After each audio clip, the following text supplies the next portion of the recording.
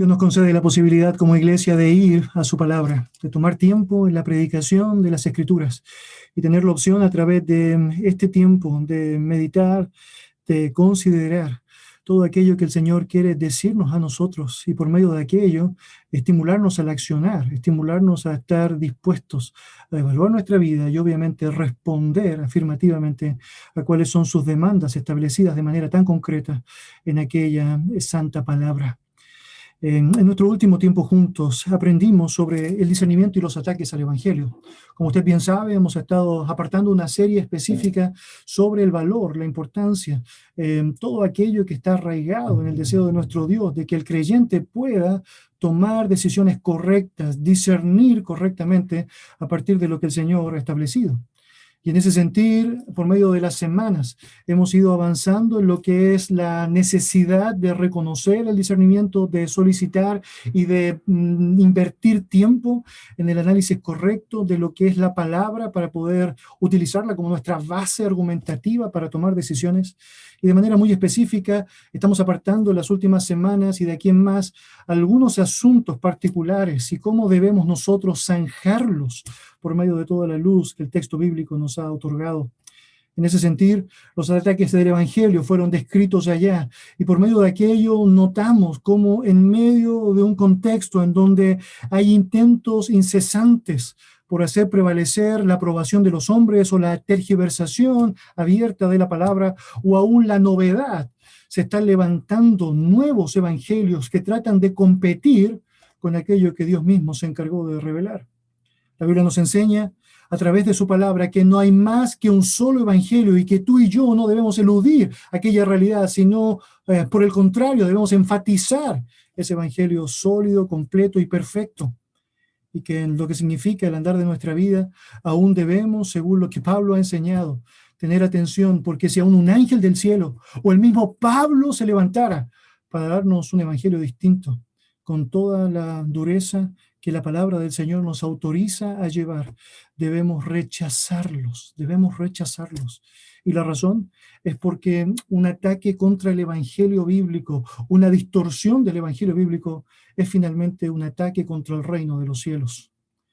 Recordemos que la palabra del Señor nos enseña que el evangelio es poder de Dios para salvación, para todo aquel que cree. Por lo tanto, por la gracia de Dios creemos el evangelio, por la gracia de Dios atesoramos el evangelio y por la gracia de Dios compartimos ese único y verdadero evangelio a todo el mundo. Me temo que es muy importante que tú y yo podamos considerar que a la luz de esa realidad tan marcada de la existencia de un único y perfecto evangelio, nosotros también debemos analizar cuán dispuestos estamos nosotros a ser consistentes con ese mensaje en la práctica, cuán dispuestos estamos nosotros a poder de manera real ser buenos reflejos de ese evangelio. El discernimiento que usamos para creer ese evangelio es el mismo discernimiento que debemos utilizar para analizar nuestra propia vida y nuestra respuesta a ese mensaje. Me temo que nos encontramos en un mundo en donde las marcas del cristianismo se han ido reduciendo cada vez y cada vez más en la práctica. Y por lo tanto, en muchas ocasiones nosotros tendemos a asumir que algunas personas que manifiestan ciertos tintes religiosos son nuestros hermanos o son hijos del Dios verdadero. Pero eso no necesariamente es así. Y necesitamos discernimiento bíblico, claro, para saber distinguir aquella realidad. Es muy probable que para muchas iglesias en la actualidad, un hombre que dirija una oración pública, que se asuma como moralmente correcto, que no practique robos, injusticias, adulterios o etcétera, ya cualquier otro elemento que pueda ser descrito, que ejercite ciertas prácticas espirituales como el ayuno más de alguna vez a la semana, o que aún ofrende o diezme de cada cosa que recibe. Bueno, podría ser considerado fácilmente, si no un líder, como alguien incuestionable en su actitud como un verdadero creyente. Pero cuando miramos las Escrituras, nos damos cuenta con sorpresa que no necesariamente aquello es así. De hecho, acabo de describir las mismas características que Jesucristo da de un fariseo en Lucas capítulo 18 para referirse por medio del ejemplo de este hombre de aquellos o hacia aquellas personas que no han sido justificados por la gracia divina. Y es porque en la práctica tú pudieses realizar muchas acciones que no son malas en sí mismas, pero que no necesariamente están reflejando un corazón entregado por completo al Dios vivo y verdadero.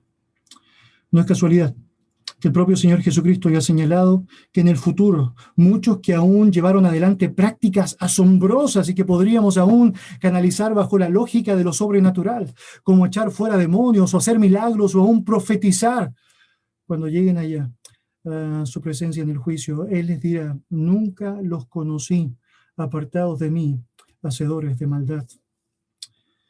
Mis queridos, en el uso y en el desafío del ejercicio del discernimiento bíblico, no debemos descuidar lo que significa nuestra propia realidad, nuestra propia vida en relación a nuestro Señor. Y para eso es tan importante que hagamos eco de todas aquellas declaraciones que la Escritura nos asigna, para que evaluemos constantemente nuestra vida y no caigamos en el error de dejarnos llevar por ciertas prácticas que muchas veces pueden simplemente esconder lo que realmente es la verdad de un corazón que está lejano abiertamente a Dios. La palabra del Señor, en 2 Corintios capítulo 13, versículo 5, dice lo siguiente: examinaos a vosotros mismos si estáis en la fe. Probaos a vosotros mismos. ¿O no conocéis a vosotros mismos que Jesucristo está en vosotros, a menos que estéis reprobados? Leo nuevamente. Examinaos a vosotros mismos si estáis en la fe. Probaos a vosotros mismos. ¿O no conocéis a vosotros mismos que Jesucristo está en vosotros, a menos que estéis reprobados?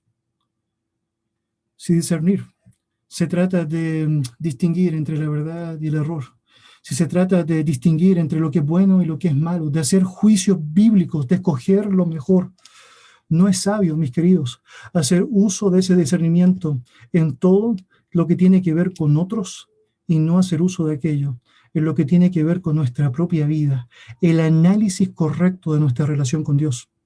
Por lo tanto, lo que haremos hoy día sería invertir nuestro tiempo en aquello, tomando un pasaje muy interesante de la Biblia, de aquellos que se asumían como verdaderos creyentes, como los verdaderos portavoces de un mensaje divino, como aquellos que podían reflejar de manera palpable lo que significaba la vida religiosa correcta, pero que en los términos de nuestro Dios están dándonos características evidentes de lo que realmente es no ser un creyente. Y con eso, evaluar nuestra vida, discernir si realmente estamos más ligados a esa realidad o a la realidad que Dios demanda de un verdadero hijo de Dios. Acompáñame en oración. Señor, te damos muchas gracias por darnos la oportunidad de invertir tiempo en esta jornada para pensar en lo que significa nuestra propia realidad para contigo. Sabemos, Señor, que podemos estar fácilmente engañados, pensando que ciertos elementos o ciertas acciones son suficientes para reflejar que realmente estamos disfrutando de tu presencia plena en nosotros. Puede ser, Señor, que muchos de los que estamos acá pudiésemos pensar que por llevar adelante ciertos elementos morales o ciertas prácticas visibles, estamos allá reflejando lo que significa ser un cristiano. Cuando sabemos, Señor, tú esperas allá elementos que van mucho más allá de aquello y que sin duda, cuando están bien manifestados como un corazón de entrega, de obediencia, como un corazón de prioridad hacia ti, llevarán adelante las prácticas, pero como un resultado genuino de un amor y una entrega que ha sido manifestado en primer lugar a ti, Señor, con todo lo que aquello conlleva. Señor y Dios, sabemos que estamos expuestos permanentemente a estar pensando mucho en lo que los otros hacen mal, pero debemos, Señor, vale la pena, Señor, que tomemos tiempo para analizar nuestra propia vida y con ello, Señor, poder estar completamente a cuentas contigo, examinándonos si estamos en la fe y confirmándonos, Señor, por medio de tu palabra, que realmente avanzamos en ti, seguimos en ti, Señor, vivimos para ti. Dios, ayúdeme a poder ser claro en la explicación y la exposición de tu palabra y no interferir con aquello que tú deseas comunicar a tu pueblo. En el nombre de Jesús. Amén. Amén. Acompáñame en su Biblia, por favor, amado, a Mateo capítulo 16. Mateo capítulo 16. Vamos a invertir algunos minutos de nuestro tiempo en una porción muy interesante de la palabra del Señor y que nos ayuda a mirar, a apreciar la realidad de hombres que fueron parte del ministerio de nuestro Señor Jesucristo como espectadores privilegiados de hombres religiosos que tenían a su haber la posibilidad de disfrutar de la ley de Dios, los escritos del Antiguo Testamento, con todo lo que aquello involucraba, y que aún tenían la posibilidad de poder albergar a un grupo de personas alrededor suyo para compartirles precisamente aquella ley, pero que por más que llevaban adelante ciertos elementos relacionados con aquello, honestamente su corazón estaba manifestando distancia de Dios y reflejando que francamente no eran creyentes. En contraposición a aquello, el relato de Mateo capítulo 16 va a mostrar a los discípulos del Señor, aquellos que siendo tan débiles como tú y yo, fueron alcanzados por la gracia de Dios y que dan marcas evidentes de lo que significa sí ser verdaderos hijos de Él. Acompáñeme entonces allá, voy a leer para usted Mateo capítulo 16, versículo 1 en adelante. La palabra del Señor dice así: Vinieron los fariseos y los saduceos para tentarle, y le pidieron que les mostrase señal del cielo. Mas él respondiendo les dijo: Cuando anochece, decís, buen tiempo, porque el cielo tiene arreboles. Y por la mañana, hoy habrá tempestad, porque tiene arreboles el cielo nublado. Hipócritas, que sabéis distinguir el aspecto del cielo, mas las señales de los tiempos no podéis. La generación mala y adúltera demanda señal, pero señal no les será dada, sino la señal del profeta Jonás. Y dejándolos, se fue. Llegando sus discípulos al otro lado, se habían olvidado de traer pan. Y Jesús les dijo: Mirad, guardaos de la levadura de los fariseos y de los saduceos. Ellos pensaban dentro de sí diciendo: Esto dice porque no trajimos pan. Y entendiéndolo, Jesús les dijo: ¿Por qué pensáis dentro de vosotros, hombres de poca fe, que no tenéis pan? ¿No entendéis aún, ni os acordáis de los 5 panes entre 5,000 hombres y cuántas cestas recogisteis? ¿Ni de los 7 panes entre 4,000 y cuántas canastas recogisteis? ¿Cómo es que no entendéis que no fue por el pan que os dije que os guardaseis de la levadura de los fariseos y los saduceos? Entonces entendieron que no les había dicho que se guardasen de la levadura del pan, sino de la doctrina de los fariseos y de los saduceos. Mis queridos, vamos a estar invirtiendo tiempo en lo que significa el discernimiento frente a la realidad personal, y este pasaje será de gran ayuda para aquello. En la porción que acabamos de leer, 2 grupos de personas frente a Cristo. Por un lado, fariseos y saduceos, quienes a la luz del relato bíblico dan evidencia de su muerte espiritual, de su ceguera y su distancia ante Dios. Dan evidencia palpable de que el Dios de este siglo, Satanás, cegó su entendimiento para que la luz del Evangelio no les resplandeciese. Por otro lado, tienes allá a los discípulos que han pasado de muerte a vida y que reflejan de manera palpable la obra de la gracia de Dios en ellos. Por medio de este pasaje, quisiera yo mostrarle ciertas características que son de gran ayuda para mostrarnos cómo discernir y ejercitar lo que significa allá nuestra verdadera relación, nuestra verdadera realidad con Dios. Para contextualizar el relato que vamos a estar mirando, bien hacemos en mirar algunos asuntos que son descriptivos. Usted debe saber que contextualmente hablando, el texto nos sitúa en la última etapa del ministerio de nuestro Señor Jesucristo, antes de emprender rumbo a Jerusalén para llevar adelante lo que será su muerte y su resurrección. Luego de un ministerio que realiza principalmente en la zona de Galilea, dentro de lo que es la tierra de Palestina allá, o de Israel, y allá mirando lo que es este mar de Galilea, este lugar allá, que era el lugar en donde el Señor llevó adelante gran parte de lo que fue sus desafíos ministeriales. El Señor ya alumbrando o avistando, avisorando lo que será su caminar hacia la muerte, está yendo a otras zonas para evidenciar su gracia también en aquellos lugares. De hecho, el contexto nos muestra que el Señor va a la zona de Tiro y de Sidón, que está fuera de la zona de Galilea y donde estaba básicamente lleno de gentiles allá, para mostrar con eso su corazón y su demostración de amor, no solo para los judíos, sino también para los gentiles, sino que también de manera muy directa, antes del relato que vamos a mirar, él se encuentra en la zona de Decápolis, donde precisamente, si bien es parte de terreno israelita, estaban allá, es decir, muchísimos, en su mayoría gentiles, llevando adelante la alimentación de los 4.000 y con eso haciendo eco de la alimentación que antes había hecho para una recepción mayormente judía, lo que era la alimentación de los 5.000. Bueno, con eso, obviamente, el Señor está reflejándonos, antes de entrar de lleno a nuestro relato, que no era falta de pruebas la que la gente necesitaba para darse cuenta que Él era el verdadero Mesías prometido, que Él tenía y llevaba las marcas del poder de Dios sobre Él. Entonces, tanto judíos como gentiles podían dar fe de aquello. Pero lo cierto es que aunque había suficiente argumentación para darse cuenta de su poder, la razón por la cual la mayor cantidad de gente no le creyó no fue por la falta de evidencias, sino que fue básicamente por su ceguera espiritual, por su indisposición a mirar a Dios como debía ser mirado. En Mateo 16, el Señor vuelve a Galilea y lo que hace allá es darnos una escena que es tremendamente descriptiva en relación a esta ceguera espiritual que es latente en muchos que no creen tenerla, pero que realmente es palpable allí.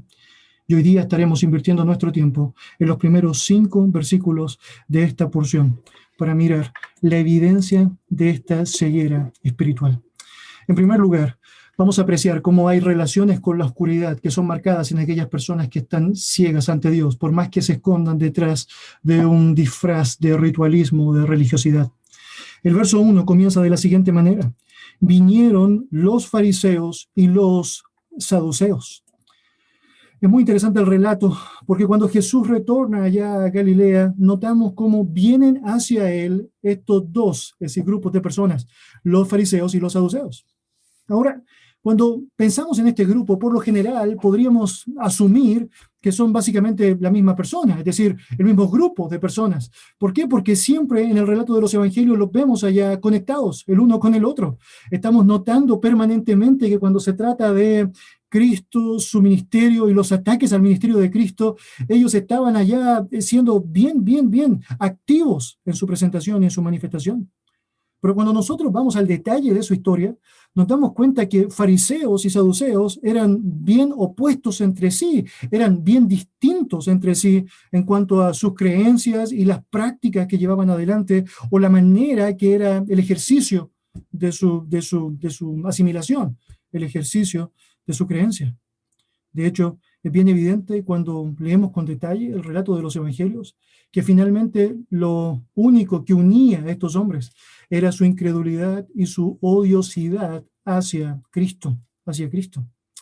En el relato en griego es muy interesante porque en el español, cuando tú y yo leemos el texto, dice allá, es decir, bien claro, cuando vinieron los fariseos y los saduceos, ocupando un artículo para cada uno, los fariseos y los saduceos. En el griego solamente se ocupa uno para referirse a los dos.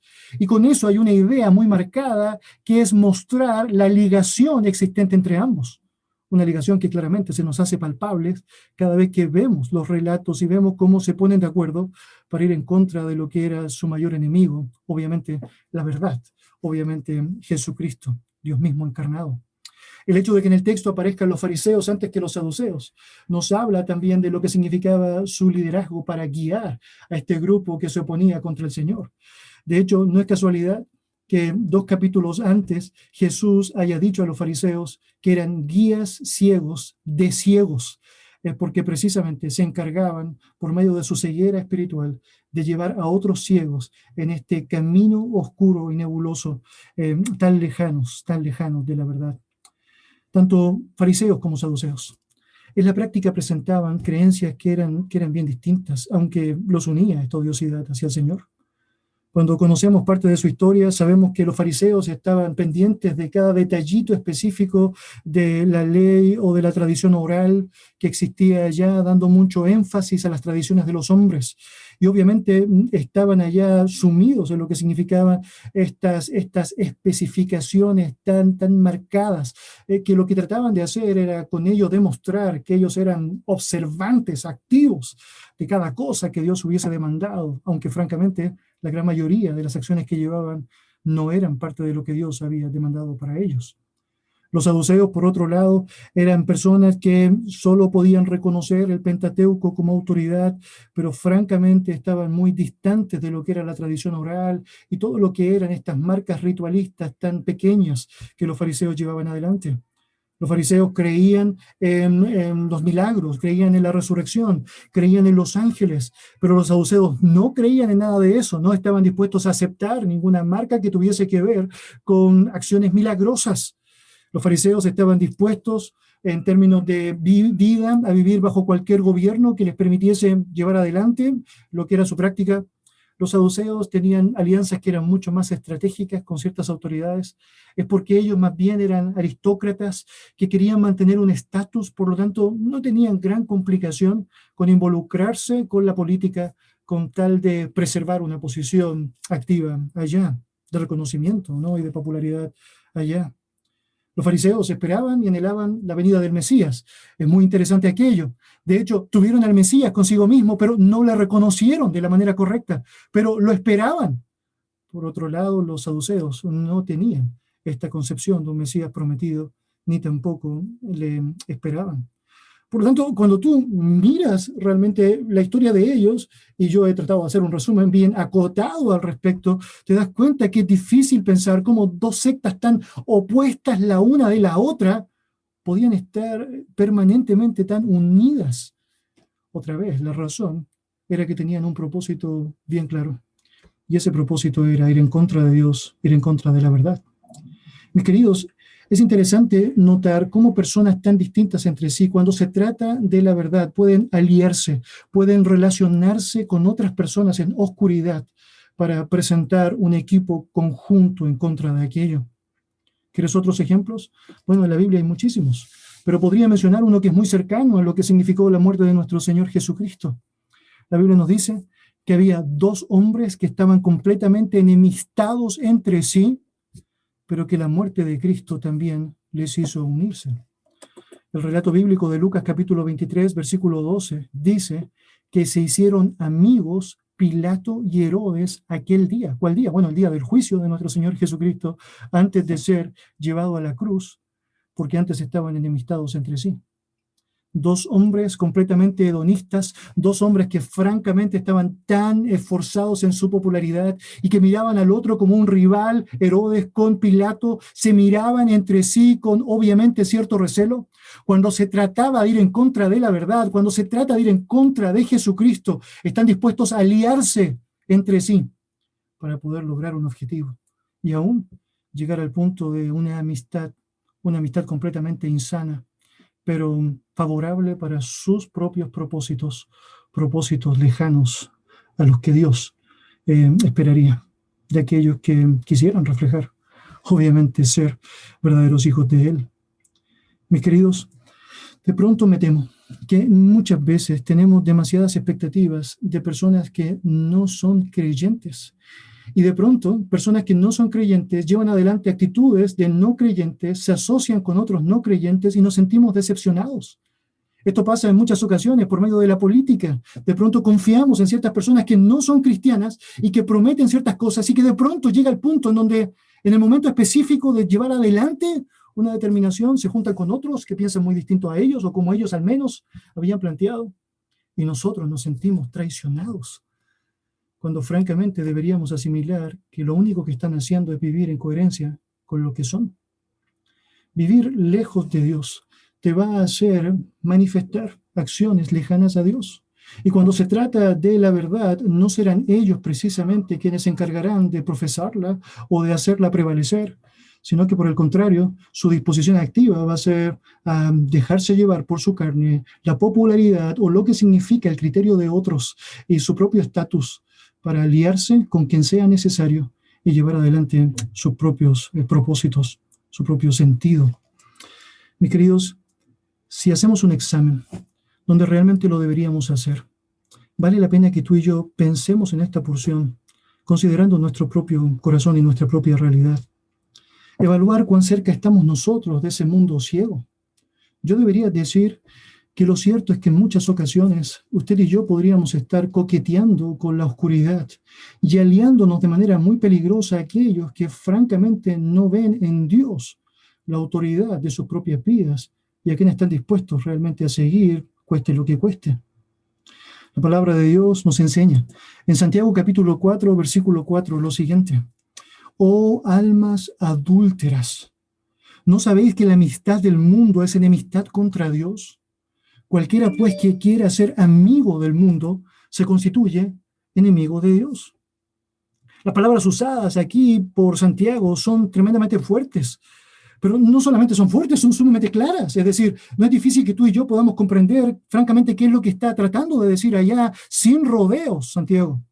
Él está confrontando a aquellos que eran parte de la congregación, diciéndoles que era imposible que pensaran que podían vivir sus vidas de manera permanente allá en inconsistencias con el cristianismo y ser cristianos a la vez. No puedes vivir siendo amigo del mundo pensando que eres un amigo de Dios. Francamente, debes notar que es tremendamente necesario cortar cualquier tipo de ligación con la oscuridad que francamente te distancia o te desvía de la verdadera prioridad que un creyente debería tener.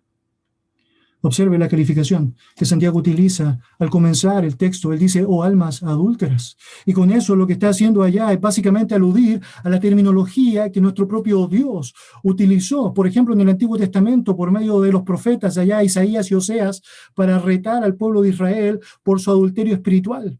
¿Recuerde usted?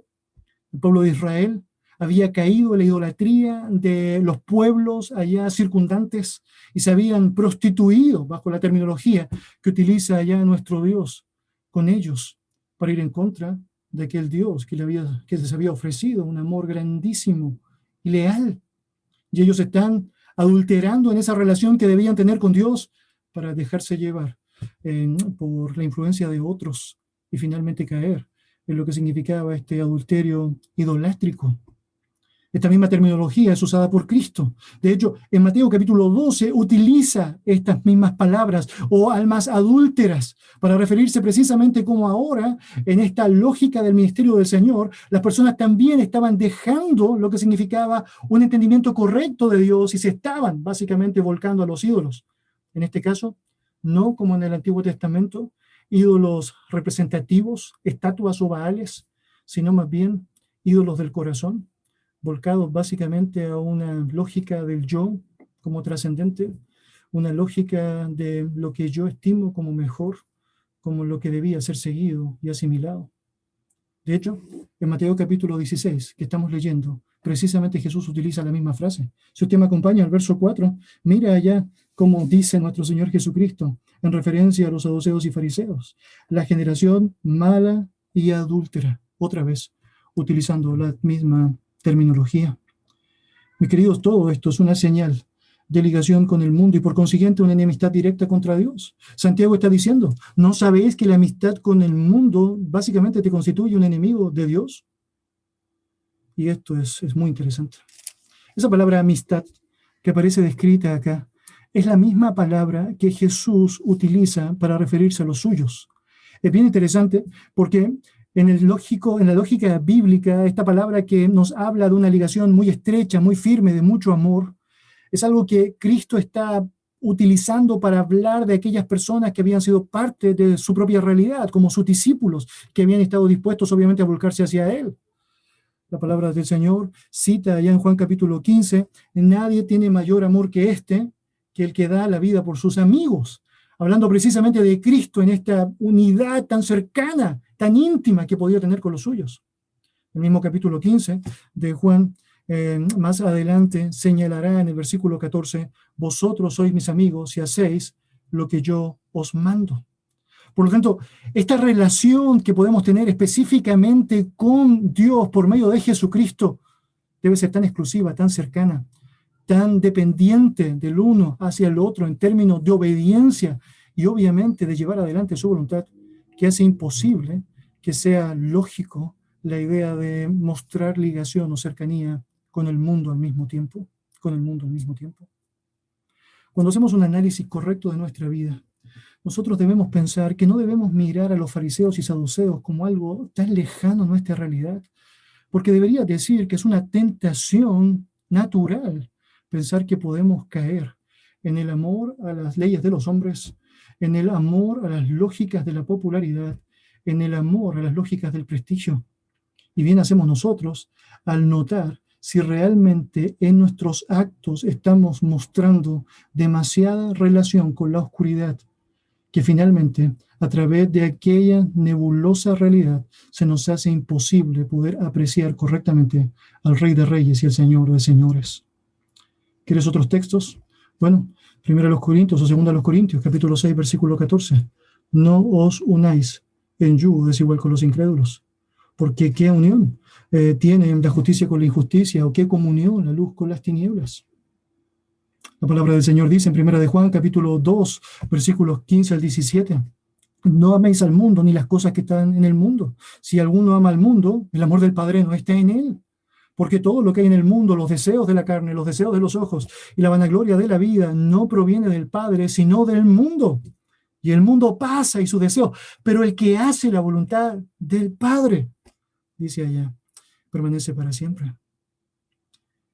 Mis queridos, quienes viven lejos de lo que significa la realidad de Dios, por más que aparentemente demuestren lo contrario, estarán evidenciando una ceguera espiritual que en la práctica manifiesta, obviamente, la verdadera realidad de su corazón. Y obviamente, aunque puede fingir muy bien, lo cierto es que no estará disponible para ceder ante el verdadero Dios si realmente no estás poniendo tu mirada allá. Porque el peso y la opresión del entorno que te rodea será mucho más fuerte que su gracia y su obra en tu vida. En la actualidad, yo debería decir que hay varios grupos, aún bajo el nombre de cristianismo, que se han asociado activamente con la oscuridad. Muchos, en el contexto cercano, han tratado de aliarse con campañas sociales o aún campañas que tratan de exaltar a ciertas personas que están viviendo en prácticas que son aberrantes ante Dios. Y con eso están obviamente desligándose de lo que significa su compromiso con la verdad y lo que significa hacer o decir aquello que Dios nos demanda hacer o decir. Todas estas alianzas que cristianos están tratando de llevar con movimientos que están llevando en su vida prácticas que son aborrecibles a Dios. Lo único que están demostrando es que les avisora un juicio terrible para sus vidas y con ello también una incapacidad para que aquellos que están siendo estimulados por su discurso no puedan apreciar la verdad y la oportunidad que tienen para arrepentirse. Y mis queridos, es mi deseo que Dios pueda librarle a usted, pueda librarme a mí de caer en tamaño error, de no mirar que estamos cayendo en muchas ocasiones a una ligación tan cercana al mundo que finalmente puede estar reflejando que nunca hemos sido verdaderos creyentes. Que Dios permita que esto no sea una marca de nuestra vida. Si seguimos con el relato, podemos notar otra marca muy, muy evidente en el texto que nos habla de la ceguera espiritual. Esta es la resistencia a la verdad. Por un lado, estás ligándote a la oscuridad y hay un coqueteo peligroso que muchas personas, incluso dentro de iglesias, están tratando de llevar. Bueno, por otro lado, una resistencia hacia ella, aún pensando que claramente no la es en muchos casos.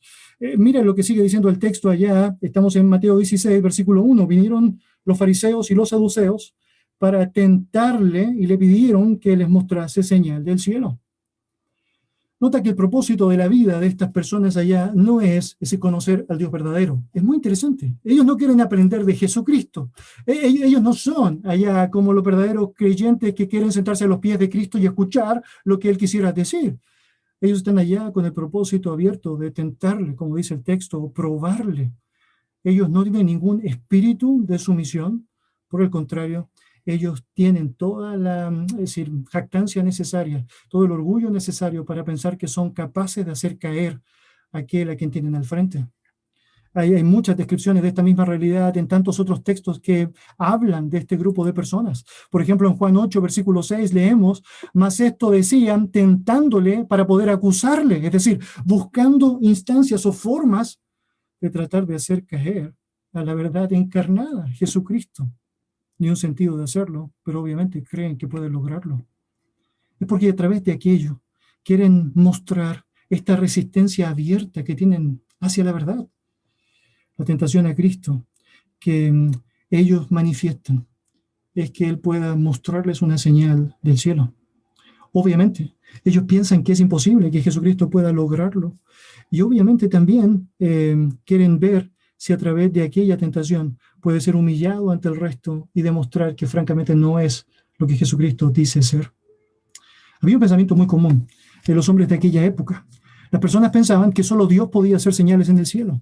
De hecho, esa es la razón por la cual están pidiéndole a Jesucristo que haga una señal del cielo, porque Él obviamente se hacía igual a Dios, tal como dicen los textos de los evangelios. Pero también asumían, por otro lado, que señales en la tierra podían ser hechas, pero estas señales podían ser hechas por demonios. De hecho, en el contexto de Mateo, en el capítulo 12, Jesucristo es acusado por hacer milagros en el poder de Beelzebú, pues porque ellos no tenían ninguna duda de que demonios podían hacer ciertos milagros en la tierra, pero en el cielo solo Dios podía hacerlos.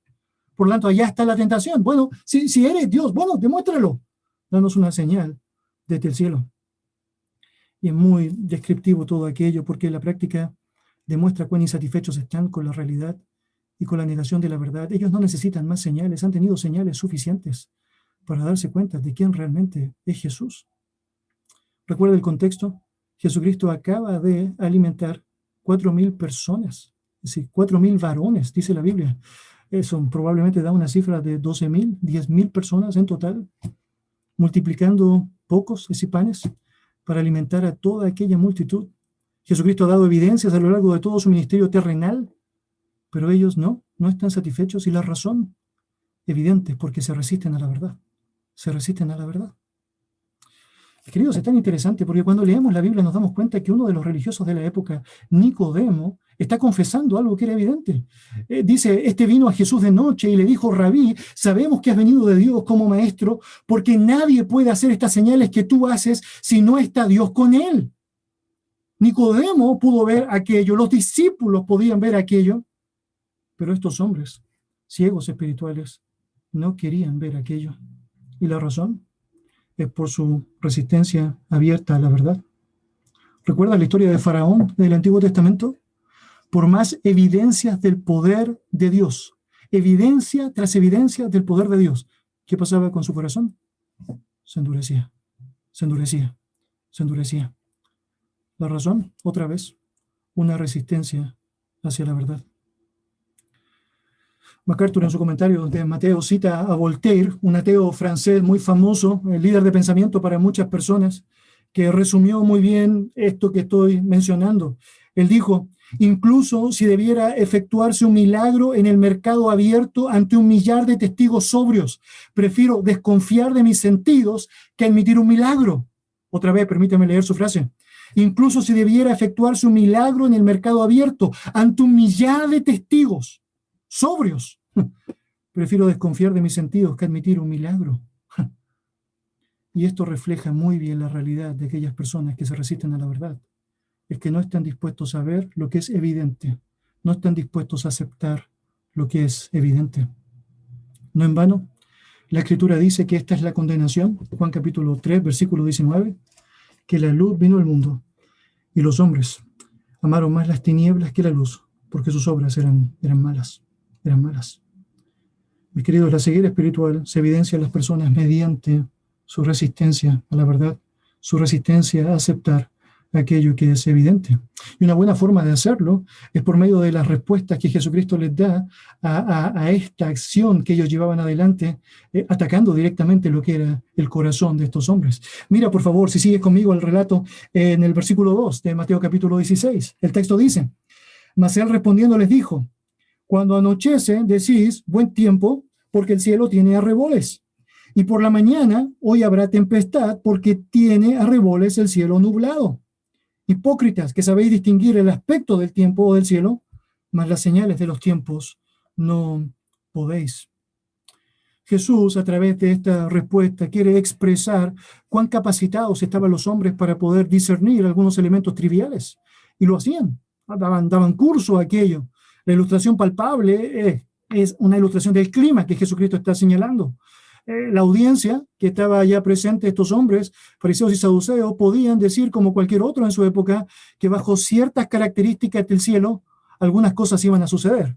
En este caso particular, él menciona que ellos podían notar que si el cielo tenía arreboles en un momento específico de la noche, eso quería decir que al otro día iba a amanecer un día precioso. Arreboles es básicamente este color rojizo que se sitúa allá en el cielo por medio de nubes que son impactadas con los rayos del sol, mientras este está allá ocultándose.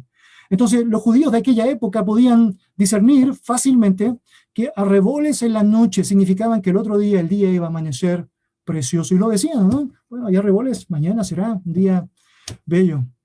También podían discernir que, por el contrario, cuando estos arreboles se manifestaban en la mañana, eso quería decir que iba a haber lluvia fuerte o iba a haber tempestad.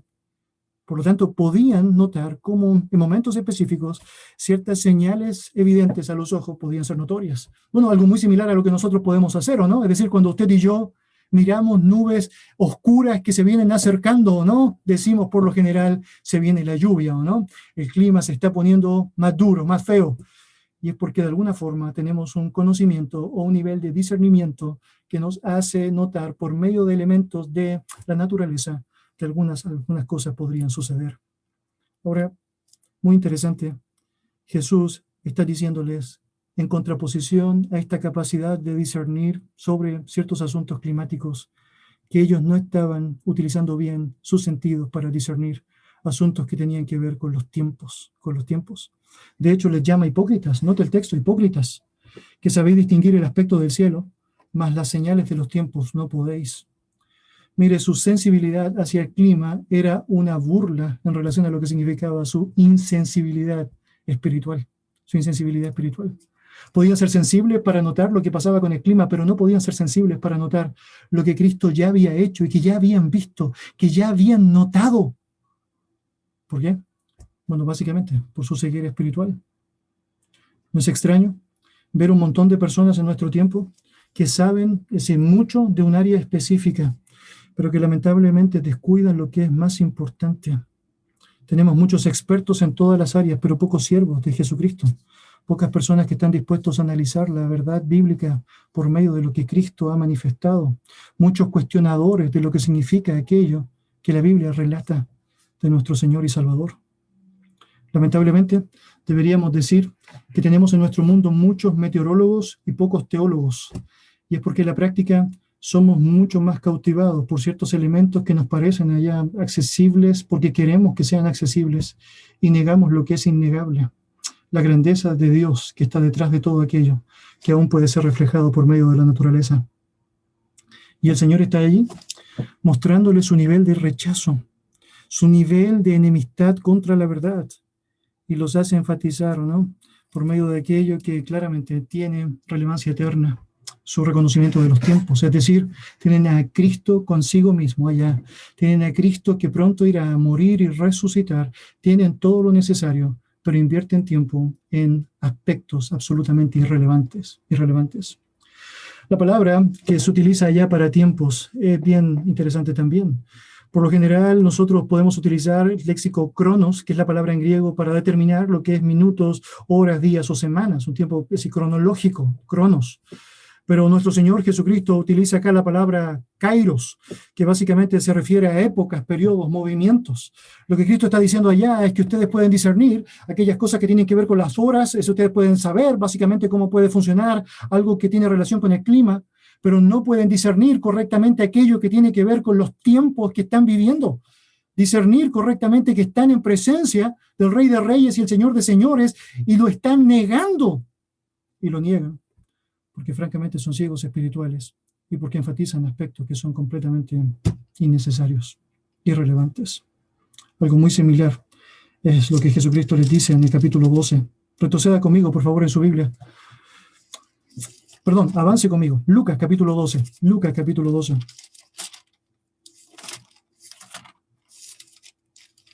Lucas capítulo 12. Versículo 54. Lucas capítulo 12, versículo 54. La palabra del Señor dice: decía también a la multitud, cuando veis la nube que sale del poniente, luego decís, agua viene, y así sucede. Y cuando sopla el viento del sur, decís, hará calor, y lo hace. Hipócritas, sabéis distinguir el aspecto del cielo y de la tierra. ¿Y cómo no distinguís este tiempo? Otra vez la misma idea.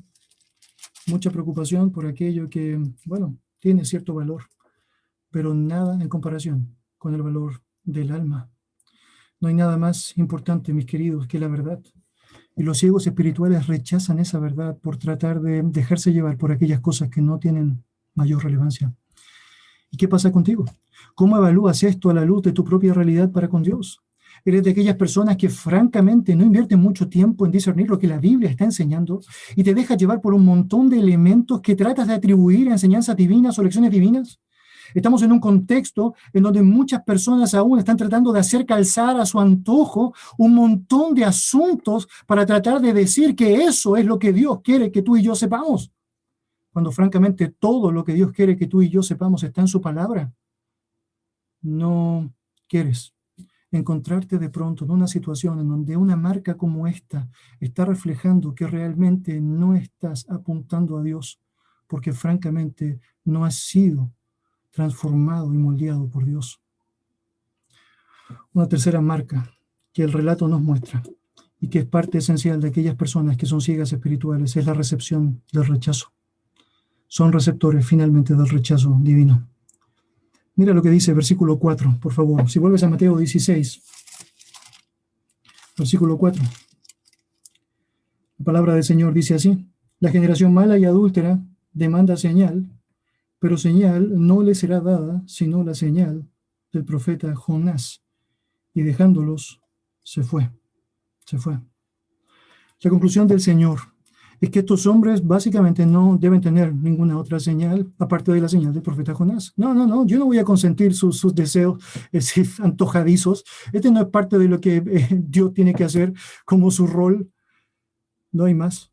Simplemente la señal que tendrán es la de Jonás, la misma señal que todo el mundo tiene. Esa es la verdad. ¿Cuál es esa señal? Bueno, acompáñame ahora sí a Mateo 12. Retroceda conmigo allá 2 capítulos. En Mateo capítulo 12, nuestro Señor Jesucristo estará compartiendo esta realidad y lo hará ya por medio del capítulo 12, versículo 38 en adelante. Dice el relato lo siguiente: entonces respondieron algunos de los escribas y de los fariseos, diciendo: Maestro, deseamos ver de ti señal. ¿Nota lo interesante o no? Es una buena forma de abstraerse de la verdad, pedir señales o no. De hecho, déjeme decir esto con franqueza: todas estas iglesias que fomentan toda esta lógica de señales están tremendamente lejanas de la verdad. Y la mejor evidencia de eso es cuánto tiempo pasan estudiando la Escritura y cuánto tiempo pasan engañándose con señales innecesarias e impropias a la luz de lo que el Señor ha establecido. Bueno, ellos están pidiendo señal. Mira el versículo 39. Él respondió y les dijo: la generación mala y adúltera demanda señal, pero señal no les será dada sino la señal del profeta Jonás.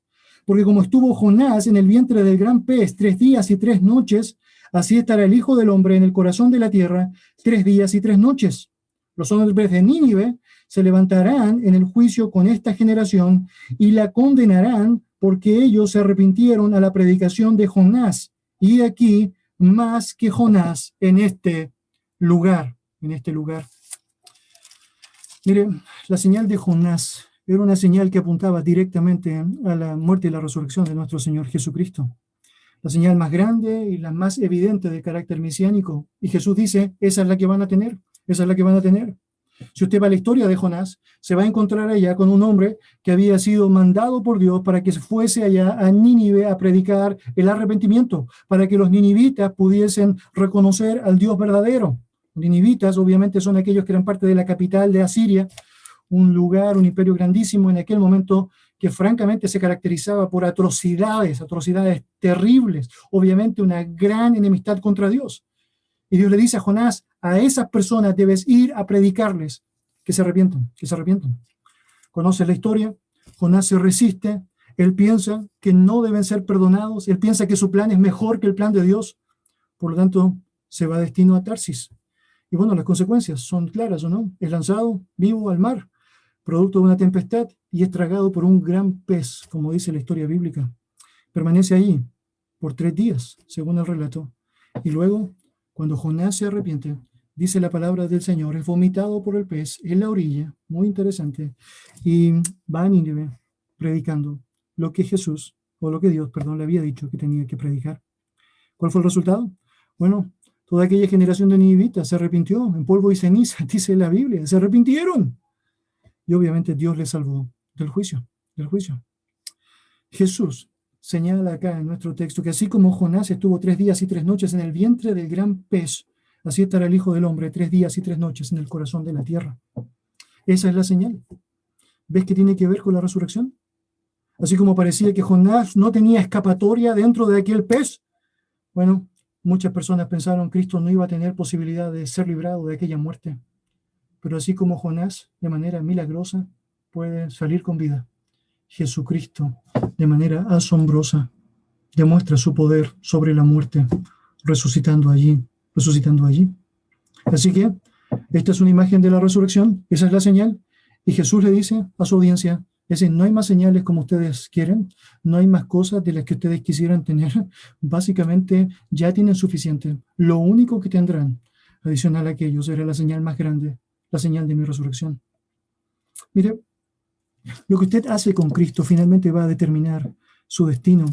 Y realmente por más grande que fue esa señal, la señal de la resurrección, lo cierto es que toda esta mala y perversa generación adúltera no lo creyó, no le creyó.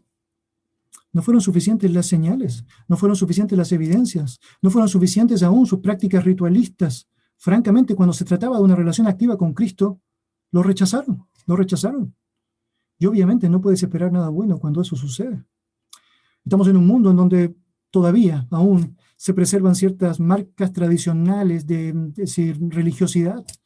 Hay ciertas fechas en el año, como en Semana Santa, en donde la gente no come carne, ¿no? Para no ofender el cuerpo de Cristo. Un Cristo que es ofendido todos los días del año, todas las horas del año por ellos mismos, pero que por alguna razón ritual piensan que por no comer carne en ciertos días están, es decir, teniendo una relación activa con Él. Muchas personas allá hacen ciertas procesiones o sacrificios físicos para tratar de demostrar en ciertas épocas del año una ligación con la deidad, pero francamente todo el resto de su vida se manifiesta y se muestra en contraposición a Dios. Están rechazándole activamente. Y cuando eso pasa, no importa la grandeza de la señal existente, no importa la maravilla de la resurrección de Cristo, nada te es suficiente, nada te es suficiente. Por eso, si seguimos la lógica de lo que Mateo está diciendo allá en las palabras del Señor, de esta señal de Jonás, él está mostrando cómo los ninivitas se iban a levantar en el juicio en contra de aquella generación. ¿Sabe por qué? Porque los ninivitas, siendo aquellas personas que habían caído en lo más bajo de la moral, difícilmente encontrarás una civilización que en su conjunto había caído tan bajo como ellos. En el día del juicio se levantarán en contra de aquella generación que se resistió a Cristo, porque ellos tuvieron una señal mucho más grande, la de la resurrección, y no estuvieron dispuestos a creer, no estuvieron dispuestos a reconocer.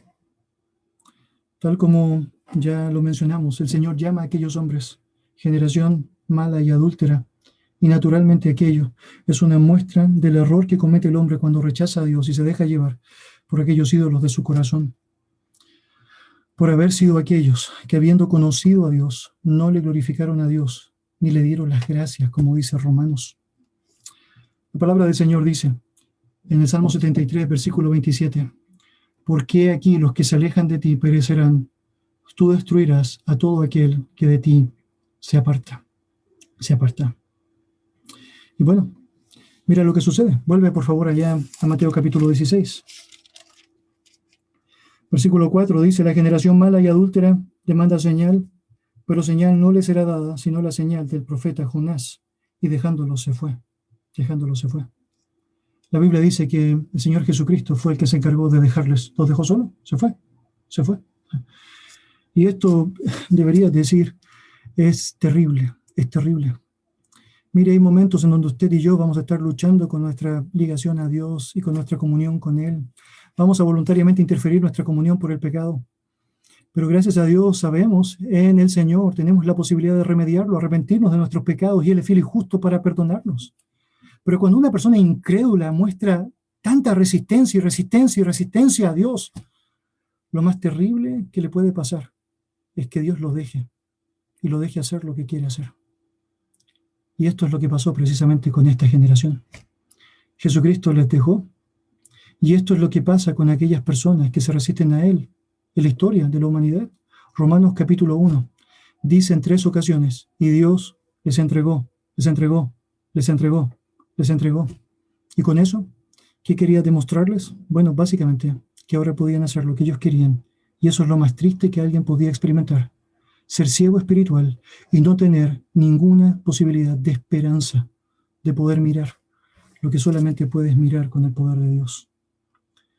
Mis queridos, hay grandes reflexiones que tú y yo podemos hacer a partir de esta última descripción.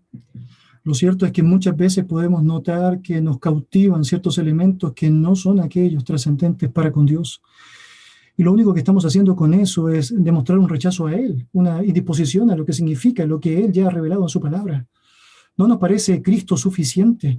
Y empezamos a pensar que hay otros elementos que pueden ser mucho más llamativos, atractivos para nosotros. Bueno, bien podría ser esa una señal de que francamente no estás satisfecho en Él, por lo tanto es probable no sea Él tu plena satisfacción, tu pleno Dios, tu pleno Señor. Y bien, hacemos en hacer un análisis de nuestra vida y considerar si francamente esto es palpable en nosotros o no. A partir de esta primera sección que hemos tenido la oportunidad de ver en esta ocasión, Dios nos está mostrando que aquellas personas que son ciegas espiritualmente buscan de manera natural asociarse con la oscuridad.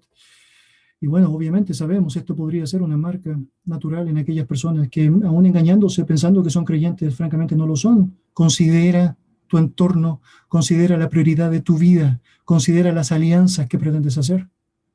El texto también nos ha mostrado que aquella persona que, bueno, es ciego espiritualmente, no es un creyente, es aquella persona que se resiste a la verdad.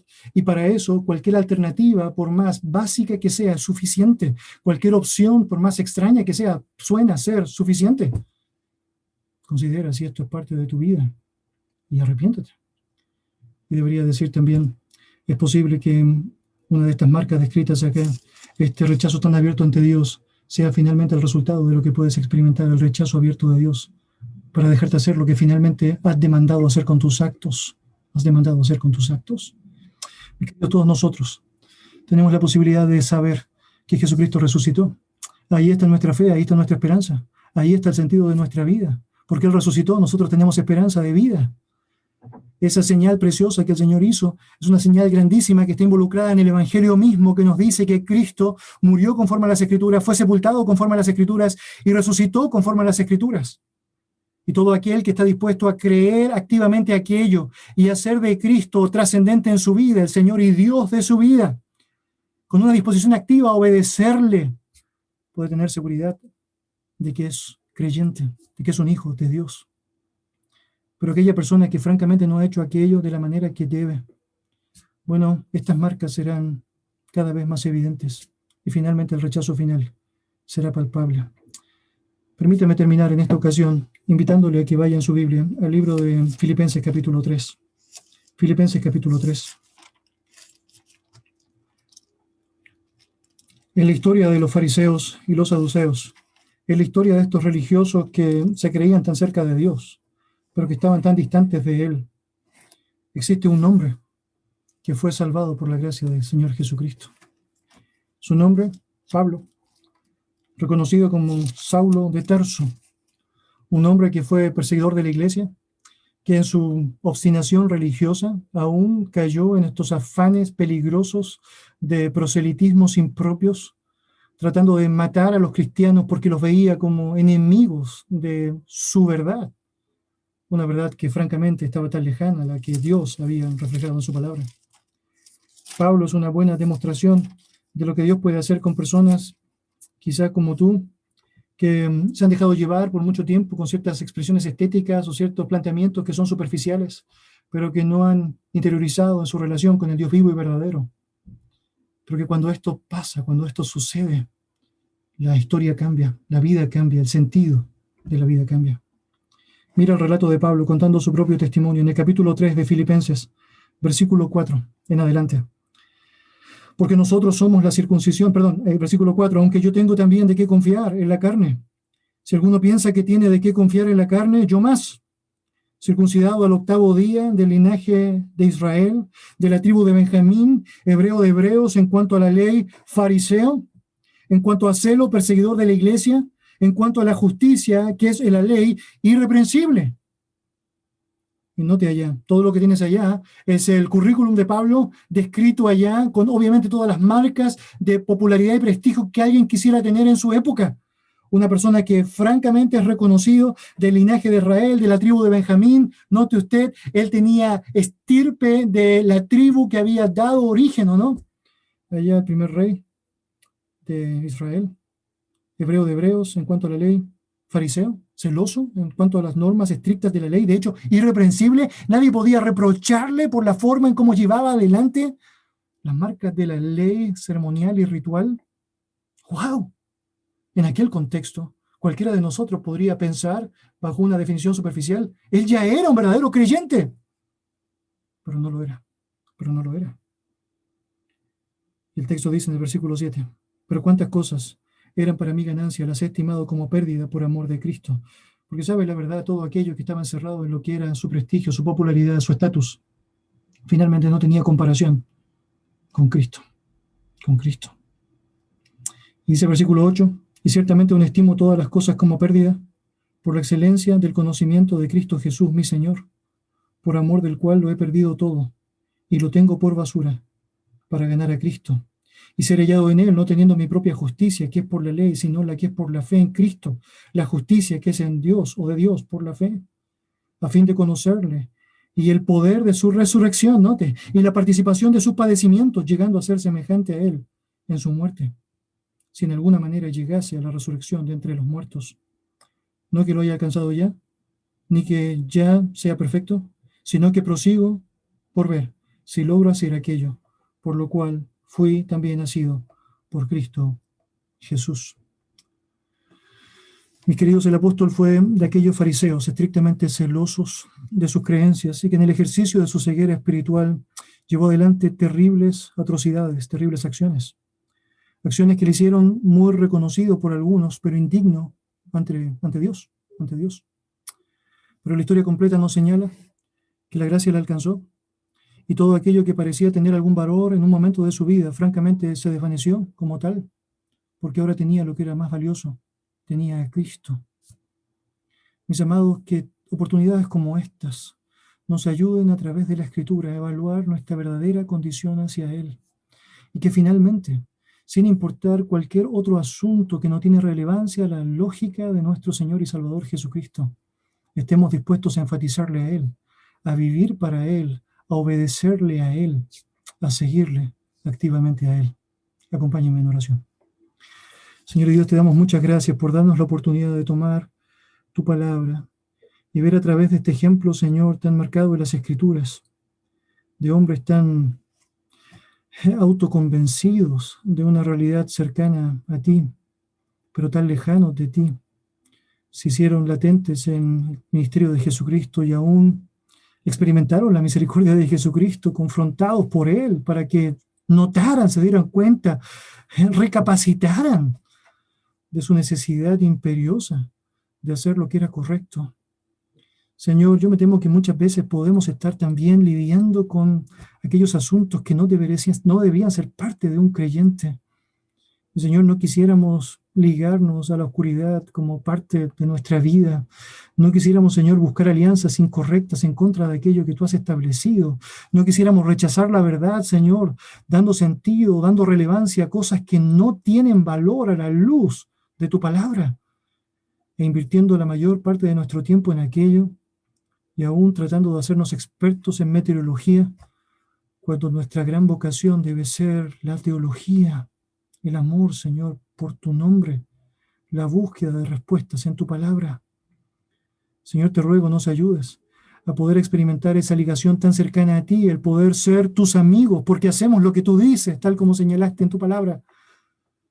Y no, Señor, experimentar el rechazo por habernos autoengañado o autoconvencidos de que éramos lo que francamente no éramos.